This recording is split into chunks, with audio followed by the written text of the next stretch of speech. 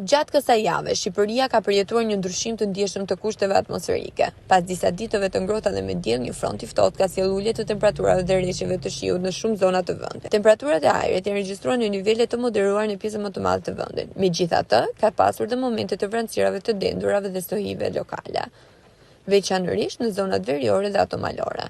Në fillim të javës, Shqipëria ka përfituar nga një periudhë qetë me diell, ku termometri ka shënuar temperaturën maksimale 20 deri në 25 gradë Celsius në Bregdet dhe më pas 15 deri në 18 gradë Celsius në zonat e ulta, dhe ato malore. Më pas një rrym ajri nga veriu ka sjell ulje të temperaturave dhe me vlera që kanë rënë deri në 12 deri në 15 gradë Celsius në mëngjes dhe 18 deri në 20 gradë Celsius gjatë ditës.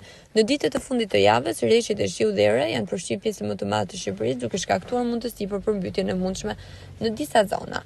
Në kryeqytet, temperatura është luhatur me 16 deri në 18 gradë Celsius, ndërsa në zonat bregdetare si Durrësi dhe Vlora ka patur një rënje të lehtë të temperaturave, por jo më poshtë se 18 gradë Celsius. Sipas meteorologëve, fundjava pritet të sjellë një rikthim të kushteve më të mira atmosferike, me një periudhë të qetë dhe me diell, ku temperaturat do të ngjiten deri në 22 deri në 24 gradë Celsius në zonat e ulta dhe bregdetare.